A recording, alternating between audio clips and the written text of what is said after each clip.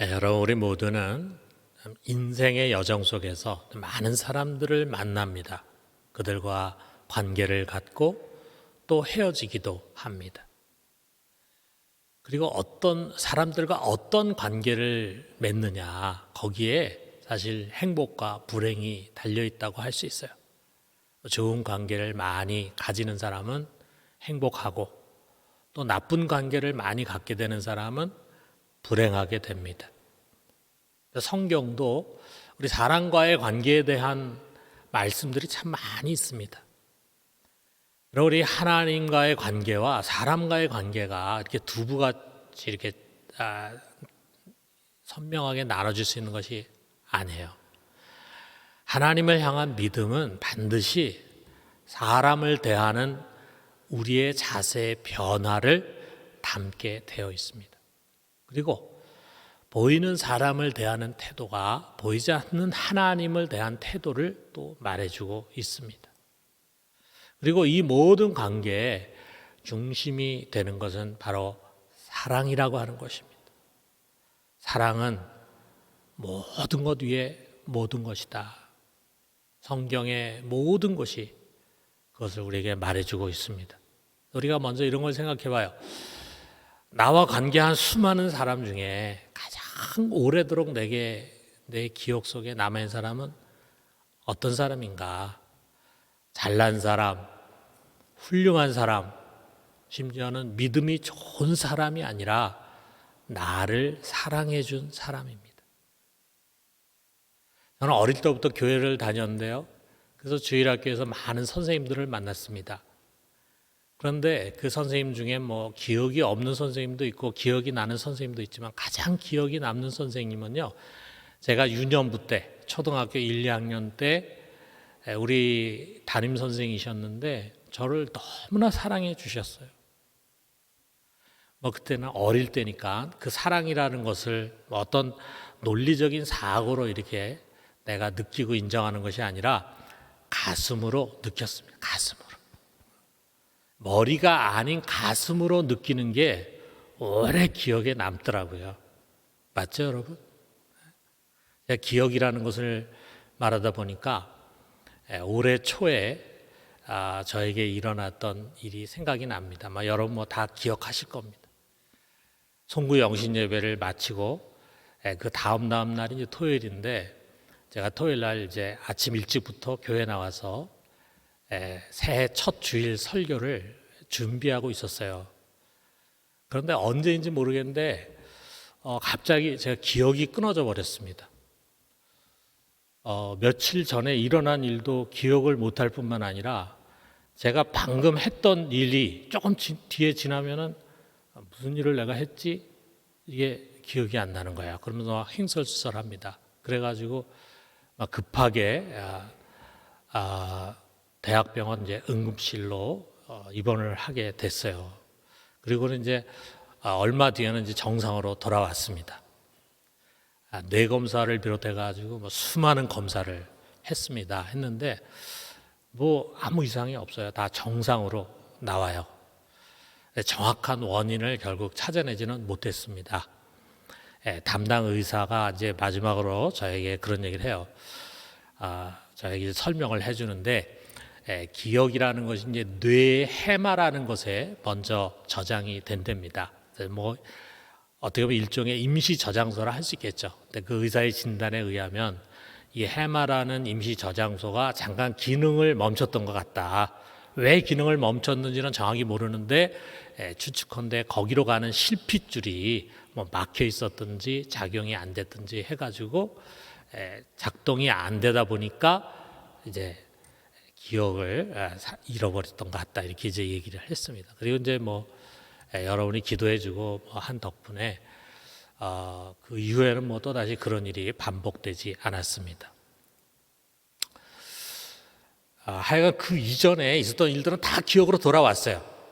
송구 영신 예배 드린 것도 이제 기억이 나고 그 다음 날 이제 새해 첫날 우리 딸하고 사위가 세배 드린 거 이런 것도 다 이제 기억이 돌아왔는데 그날 제 방에서 병원에 옮겨져 가지고 제가 정상으로 돌아왔을 때까지 대략 한 하루 정도의 일어난 일은 저에게 기억으로 돌아오질 않아요.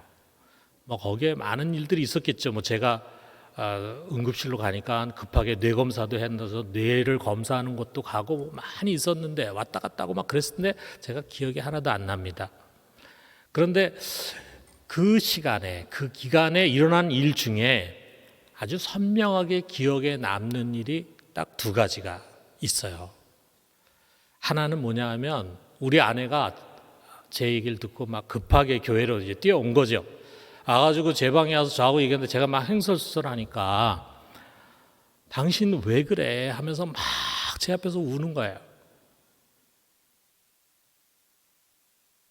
그 장면이 이제 하나 기억이 나고 또 하나는 이제 저를 이제 차에 태우고 우리 부목사님이 병원에 갔는데 저는 이제 응급실을 먼저 들어가고 우리 목사님은 주차를 하고 그리고 이제 응급실에 왔는데 제가 이제 침대에 이렇게 누워 있는 게 좀 처량해 보였던 모양이에요. 그래가지고 저를 이렇게 내려다보는데 그 목사님이 이렇게 눈에 눈물이 꽉 차 있더라고. 그 장면이 저에게 이제 아주 뚜렷하게 기억이 되는 거예요. 그래서 제가 이제 그 일이 끝난 다음에 곰곰이 생각해 봤어요. 왜 그 일이 두 가지가 기억이 남지? 나머지는 기억이 하나도 안 되는데? 이런 생각이 들었어요. 그래서 여러 가지 생각을 제가 이제 하면서 나를 위해서 눈물을 흘리는 그 모습들이 순간에 그 사랑의 감동으로 내 가슴에 느껴진 것이 아닐까. 그래서 그것은 이 뇌의 해마라는 곳으로 가지 않고 먼저 가슴에 담겨졌기 때문에 강한 기억으로 남아있는 것이 아닐까. 그냥 저의 생각입니다. 뭐 의학적으로 맞는지는 모르겠는데 여러분 우리가 그러고 보면은 참 우리는 자신이 사랑받았던 느낌 그 느낌을 기억할 때는 참 기분이 좋고 그리고 마음이 따뜻해져 옵니다. 우리가 믿고 있는 예수님을 대할 때도요. 그분께서 하신 그 주옥과 같은 소중한 교훈들 뭐 많이 있잖아요. 또 삼위일체적인 어떤 신비한 그분의 존재 뭐 이런 것들을 우리가 생각할 때보다도 그분이 나를 이처럼 사랑해 주셨어. 지금도 나를 그분은 이처럼 사랑하고 계셔. 이것을 느끼면은 마음이 뜨거워지고 눈시울이 붉어집니다. 여러분 그렇지 않습니까? 사랑의 힘이라는 게 참 대단해요. 여러분 그 사랑은요 모든 지식을 뛰어넘어서 하나님과 나 그리고 나와 너를 묶어주는 끈입니다. 그리고 이 사랑은 그야말로 우주 만물을 품으시는 우리 하나님의 존재고 하나님의 성품이에요. 우리 요한일서 4장 8절에 우리가 그냥 지나칠 수 없는 말씀 있잖아요. 하나님은 사랑이시라. 하나님 사랑이다. 하나님의 존재와 속성이 사랑이라고 우리 가르치고 있어요. 그렇기 때문에 여러분 이 세상 하나님 만드신 이 세상 이 코스모스는 물이나 공기 또는 흑암이나 공허로 가득 찬 것이 아니라 하나님의 사랑으로 가득 차 있습니다. 하나님이 세상을 이처럼 사랑하사 라고 하는 그 말씀 그대로입니다. 그런데 오늘 예수님이요 바로 그 소중한 사랑에 관해서 우리 가르쳐 주십니다. 너희는 이렇게 사랑하며 살아라 이렇게 말씀하시는 거예요. 우리 예수님은 그런 명령을 우리에게 주실 그런 자격이 있으신 분입니다. 왜 그렇습니까? 그냥 사랑을 입으로만 가르친 게 아니잖아요. 그분이 자신의 모든 삶으로 그것을 우리에게 보여주셨잖아요. 우리를 위해서 십자가에서 죽기까지 사랑해 주셨잖아요. 그러면서 이게 바로 사랑이라고 하는 것을 우리에게 가르쳐 주셨잖아요. 여러분 오늘 우리는 주님께서 우리에게 주시는 이 명령을 받들어야 합니다. 왜 그렇습니까? 우리야말로 이 십자가 사랑을 먼저 받은 사람들이기 때문이에요. 그 사랑이 아니었다면 우리는 구원받지도 못합니다. 새로운 생명으로 거듭나지도 못합니다. 하나님의 자녀가 될 수도 없어요. 우리가 이렇게 설교하고 이렇게 들을 수 있는 것은 우리가 이미 그 사랑을 받은 자들이기 때문입니다. 자, 여기 예수님은요, 너희가 들었으나 라고 하는 표현을 통해서 지금까지 전해진 사랑에 관한 옛 가르침을 소개를 해요. 너희가 지금까지 사랑이라는 건 이런 거다라고 들었다. 그러면서 하나는 긍정을 하시고 하나는 부정을 하십니다. 여기 43절에서 44절에 보니까 또 내 이웃을 사랑하고 내 원수를 미워하라 하였다는 것을 너희가 들었으나 나는 너희에게 이르노니 너희 원수를 사랑하며 너희를 박해하는 자를 위하여 기도하라. 이렇게 말씀하십니다. 자, 우리가 이 말씀 가지고 주님께서 명하시는 두 가지의 사랑을 좀 우리가 돌아보도록 합시다. 자, 첫 번째는 내 이웃을 사랑하라 라는 것입니다. 여러분, 우리가 공관복음서를 보면은요, 예수님을 향해서 예수님 시험하기 위해서 율법사나 또는 서기관들이 율법 중에 제일 큰 계명이 뭡니까? 이렇게 질문하는 내용들이 다 나옵니다. 자, 그 질문을 받았을 때 우리 예수님은 아주 단호하게 말씀해 주셨어요. 마가복음 12장 29절에서 31절 보니까 첫째는 이것이니 이스라엘아 들으라. 주 곧 우리 하나님은 유일한 주시라. 내 마음을 다하고 목숨을 다하고 뜻을 다하고 힘을 다하여 주 너의 하나님을 사랑하라 하신 것이요. 둘째는 이것이니 내 이웃을 내 자신과 같이 사랑하라 하신 것이라. 이보다 더 큰 계명은 없느니라. 구약에 수많은 하라 하지 말라는 것이 있지만 그 모든 계명의 가장 중심되는 계명은 하나님 사랑하고 내 이웃을 사랑하라. 내 이웃을 내 몸같이 사랑하라. 이것이 모든 계명 중에 가장 우선되는 계명이라는 것을 말씀합니다. 율법의 전부예요. 자, 이것을 사도 바울은 또 이렇게 표현했습니다. 갈라디아서 5장 14절 보니까 온 율법은 내 이웃 사랑하기를 내 자신같이 하라 하신 한 말씀에서 이루어졌나니 라고 했어요. 내 이웃을 내 몸같이 사랑하는 자는 율법을 다 지킨 것이다 라고 하는 말씀이에요. 자, 여러분, 그렇다면은 먼저 예수님은 내 이웃을 사랑하라 라고 말씀하시는데 그 내 이웃이 누군가? 자, 여러분, 우리가 단순하게 생각해 봅시다. 우리의 가장 가까운 이웃이 누굽니까? 우리하고 늘 몸을 섞으며 살아가는 가족 아니겠어요? 남편과 아내, 부모와 자녀, 형제와 자매, 이는 하나님이 우리들에게 주신 혈육이고 고육입니다. 이 세상에 수많은 사람 중에 우리하고 살과 피가 섞인 사람이 얼마나 되겠어요? 살과 피가 섞인 그 사람들, 그들은 평생 동반자로 하나님께서 우리에게 주신 소중한 이웃입니다. 그럼에도 불구하고 이 가장 소중한 이웃인 가족마저도 우리가 제대로 사랑을 잘 못합니다. 아니, 어떻게 보면 가족이기에 더 사랑하기 힘든 것들이 분명히 있겠죠.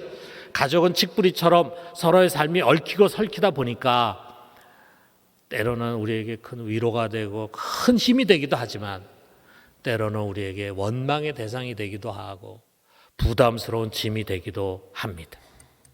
여러분, 우리가 명절이 되면 가족들이 모이잖아요. 가족들과 만나지 못하는 그런 사람들도 있지만 전화로만, 자, 이 코로나 기간이다 보니까. 그러나 여러분, 우리가 이 명절을 맞이하면서 다시 가족들을 깊이 생각합시다. 우리 성경에 보면은요, 먼저 앞부분에 우리가 무엇을 믿을 것인가가 나온 다음에 뒤에 윤리적인 내용이 나올 때는 제일 먼저 항상 가족에 대한 게 나옵니다. 내 남편을 사랑하고 공경하고 아내를 사랑하고 부모를 공경하고 자녀를 잘 교육하고 제일 먼저 가정이나 하나님 이만큼 가정을 소중히 여기고 믿음을 체험한 우리들이 가족들을 사랑하기를 명하십니다. 여러분, 우리 믿는 사람들이 먼저 사랑의 손을 내밉시다. 사랑하는 성도 여러분, 우리의 가족들 모두가 사랑의 관계를 회복하고 사랑으로 가득 찬 가정이 되기를 주님의 이름으로 축원합니다. 그런데 우리들에게는요, 이 혈육의 가족뿐만이 아니라 또 다른 가족들이 있습니다. 하나님을 아버지로 모시면서 서로를 형제와 자매라고 부르는 믿음의 가족이에요. 지금 같이 예배드리는 여러분, 각 가정에서 우리가 이 영상을 통해서 같이 예배드리는 우리 모든 형제 자매들이 다 믿음의 가족입니다. 우리 한 교회 아래서 신앙생활을 같이 하고 있고, 더 나아가서는 한 목장 안에서 정말 목장 가족이라고 우리가 불릴 만큼 가까이서 같이 믿음의 생활을 하고 있어요. 또 교회 안에 여러 기관들이 있는데 그 각 기관에서 함께 사역하는 동역자들이 있습니다. 여러분, 전 세계에 뭐 수십억의 그리스도인들이 있다 그러고, 정말 복음적인 신앙을 갖고 있는 사람 한 2억 정도가 된다 그러는데, 그 수많은 믿음의 사람들 중에서 이처럼 우리가 한 교회, 같은 공동체 안에서 만나서 신앙생활을 한다는 것이 우연이 아닙니다. 하나님 우리에게 정말 소중한 믿음의 동역자들, 우리 신앙 여정의 동반자들을 우리에게 주셨습니다.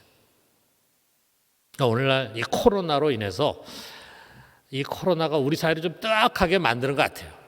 뭐 다른 것은 아니고, 우리가 사실은 좀 밥도 같이 먹고 또 자주 만나고 얘기도 자주 하고, 이게 우리의 신앙에 너무 중요한데 우리가 이걸 못하다 보니까 알게 모르게 우리가 좀 마음도 멀어지는 것 같아요. 그리고 뭐 별게 아닌 일 가지고 갈등이 일어나도 쉽게 그것을 풀지 못합니다. 그냥 만나서 한번 같이 교제하고 대화하고 그리고 식사하고 그러면 쉽게 풀릴 수 있는 건데, 그걸 못하니까 그게 잘 풀리지 않을 수도 있어요. 네, 여러분, 우리가 이제 얼마 남지 않았습니다. 우리가 함께 이것을 잘 이겨냅시다. 그래서 우리 교회가 주님의 사랑으로 가득 차서 함께 울고 함께 웃는 그런 사랑의 공동체를 세워갈 수 있게 되기를 주님의 이름으로 축원합니다. 자, 여러분, 직장에서 같이 일하는 동료들이 있습니다. 우리의 가장 많은 삶을 그들과 나누고 있잖아요. 이런저런 모양으로 엮여진 친구들, 이웃들, 더 나아가서는 강도 맞는 사람들, 그들이 모두가 우리들의 이웃입니다. 우리가 모든 사람을 다 똑같이 대할 수 없겠죠. 그러나 그때그때 하나님께서 우리에게 붙여주시고 보내주시는 사람들을 최선을 다해서 사랑으로 섬겨요. 내 이웃을 내 몸같이 사랑하라. 이 계명을 다시금 가슴에 담고 사랑으로 시작할 수 있게 되기를 바랍니다. 자, 우리 두 번째로는요, 내 원수를 사랑하라 말씀하십니다. 오늘 우리가 읽은 이 말씀 속에서 보면은 내 이웃을 내 몸같이 사랑하라라고 하는 말씀보다도 주님은 이 말씀을 더 강조하고 있습니다. 내 원수를 사랑하라라는 거예요. 어떻게 보면 기독교를 기독교 되게 한 예수님의 유명한 말씀이잖아요. 여러분, 우리 기독교 하면은 제일 사람들이 먼저 생각하는 것이 뭐냐면 내 원수를 사랑하라. 예수님 말씀하셨다. 안 믿는 사람도 이것을 먼저 이야기합니다. 내 원수를 사랑하라. 자, 우리가 아까 내 삶에 가장 오래오래 기억에 남는 사람은 나를 사랑해 준 사람이다, 이렇게 얘기했지만 나를 사랑해 준 사람만 기억에 남는 게 아닙니다.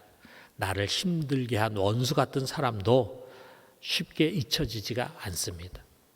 원수, 자, 여기에 액트로스라고 하는 이 말은요, 적 또는 원수라고 하는 명사형이면서 동시에 미워하는 또는 대적하는 이라는 형용사형을 갖고 있어요. 자, 그러니까 원수와 미워하는 이라고 하는 것이 같은 단어예요.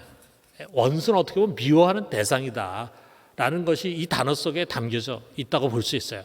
자, 여러분, 우리가 살아가면서 원하지 않지만 누구나 다 적으로 느껴질 만한 그런 사람들을 만나기 마련입니다. 그런데 그런 사람들이 전혀 낯선 사람들만이 아니에요. 때로는 우리의 가족 중에서 나올 수도 있어요. 또 교인이나 또는 벗이나 또는 동료들 중에서 나올 수도 있습니다. 또는 평범한 이웃 가운데서 그런 사람이 나올 수도 있어요. 그들은 나에게 큰 불행을 안겨주었거나 나를 괴롭히거나 거짓말로 나를 모함하거나 또는 나를 그룹 안에서 왕따시키거나 공공연히 나를 대적하는 사람이기도 합니다. 그냥 층간소음으로 고통을 주는 윗집 사람이 원수로 변할 수도 있어요. 우리가 왕왕 매스컴을 보면은 그거 가지고 사람을 죽이기도 하고 그런 일이 생기잖아요. 하루아침에 일어난 일은 아니겠죠. 오랫동안 고통을 받고 서로 싸우고 갈등하고 이렇게 하다가 이제 그런 일이 생기는 거겠죠. 자, 우리가 이런 원수 같은 사람이 나타났을 때 우리 삶에는 알게 모르게 위기가 찾아옵니다. 우리 신앙에도 위기가 찾아옵니다. 자, 그야말로 총칼 없는 전쟁이 시작이 되는 거죠. 서로 찌르고 찔리면서 상처를 주고받습니다. 우리도 모르는 가운데 미움과 증오라는 것이 우리의 마음 깊은 곳에 자리를 잡습니다. 그에 대한 생각을 좀 떨쳐버리고 싶은데 오히려 그 생각이 나도 모르게 내 머리와 가슴을 점령해, 그리고 나의 삶을 좌지우지합니다. 그러는 가운데서 내 마음의 평강을 다 잃어버리게 만듭니다. 그런데 이런 원수를 사랑해라, 우리 예수님이 우리에게 명하시잖아요. 여러분, 이게 쉽습니까? 근데 여러분, 지나온 과거 가운데 정말 원수같이 생각되는 나를 심히 괴롭히고 그리고 나를 대적했던 그런 사람들을 한번 머릿속에 떠오른다면 사랑한다는 게 그게 쉽습니까? 어떻게 보면 주님의 이 말씀은요, 정말 우리를 어려운 시험대 앞에 세우는 말씀이에요. 누가 이 시험을 쉽게 통과할 수 있다고 말할 수 있겠어요? 자, 19세기 독일에 아주 유명한 시인이 있습니다. 전 세계적으로 잘 알려진 시인이니까 여러분이 아마 혹시 들으시거나 이분의 시를 읽은 적이 있는 분이 있을 거예요. 하인리히 하이네라고 하는 사람이에요. 하이네라는 시인이 있는데 아마 그에게도 원수 같은 사람이 몇 명이 있었던 것 같습니다. 그가 이렇게 말했어요. 만약에 하나님이 내게 가장 큰 기쁨과 행복을 주시려고 한다면 이 나무에 6, 7명 되는 원수들을 매달아 주시는 것이다. 그들의 죽음 앞에서 나는 그들이 내게 행한 모든 악을 진정한 마음으로 용서할 것이다. 그렇다, 사람은 자기 원수를 용서해야 한다. 그러나 그들이 매달려 사형당하기 전까지는 아니다. 이렇게 말했습니다. 참 유명한 세계적인 시인치고는 너무 적나라한 표현이에요. 자신을 괴롭힌 그런 원수가 남에 매달려가지고 사형당해 죽는 그 모습을 보고 싶을 만큼 그 속에 미움이 가득 차 있다는 것을 우리가 느낄 수 있잖아요. 그런데 어쩌면 이것이 우리의 육신의 본능일지도 몰라요. 우리의 육신의 본능은 여기 하이네와 같은 생각을 같이 갖고 있을지 몰라요. 그렇습니다.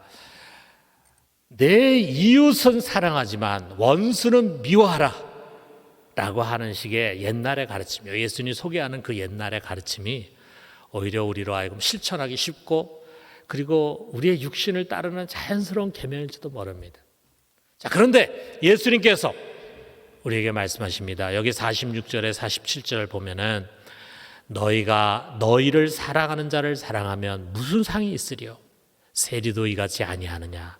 또 너희가 너희 형제에게만 무난하면 남보다 더하는 것이 무엇이냐? 이방인들도 이같이 아니하느냐? 만약에 너를 사랑하는 사람만 네가 사랑하고 너를 미워하는 사람 같이 미워한다면 은혜를 받은 내가, 하나님을 아버지라고 부른 내가, 하나님 자녀된 내가 세상 사람과 다를 것이 무엇이냐라는 말씀이죠. 저는 우리가 세상의 사람들과는 구별된 사람이라는 것을 강조하고 있어요. 너는 하나님의 자녀야.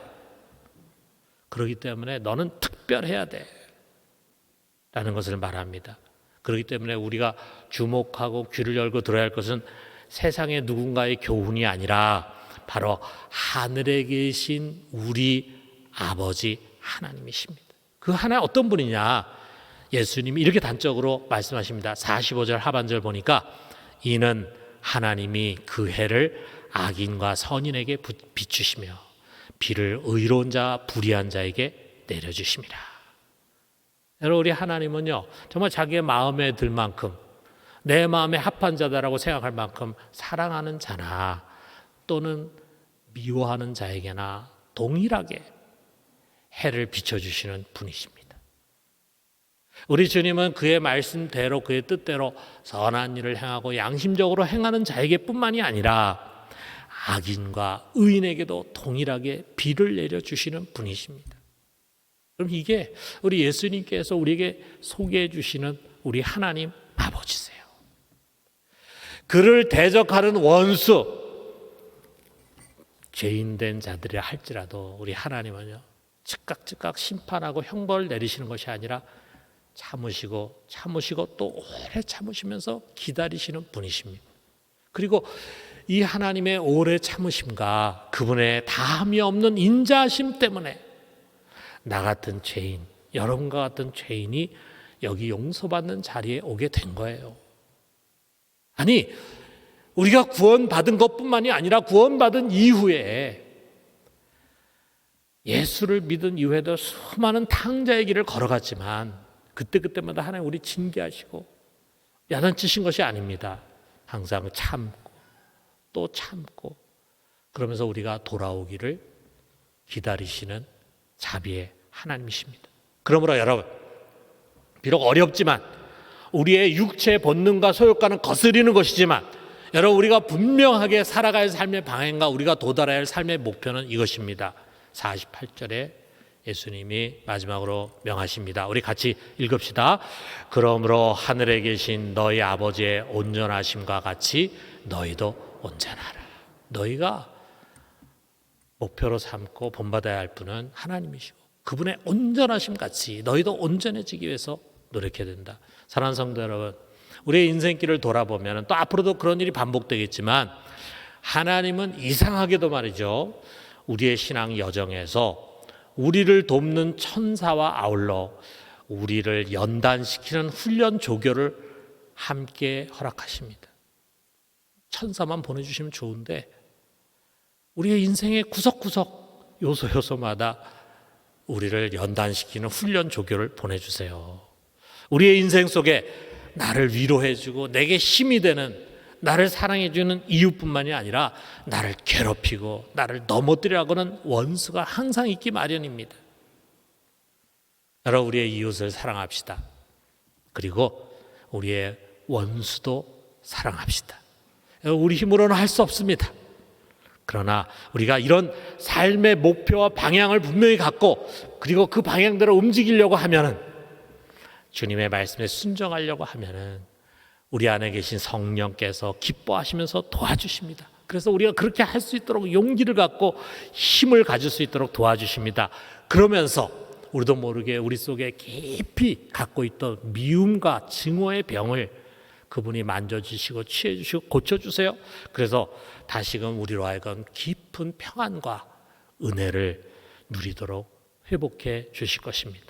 사랑하는 성도 여러분, 오늘 우리 주님께서 가르쳐 주시는 이 사랑으로 돌아갑시다.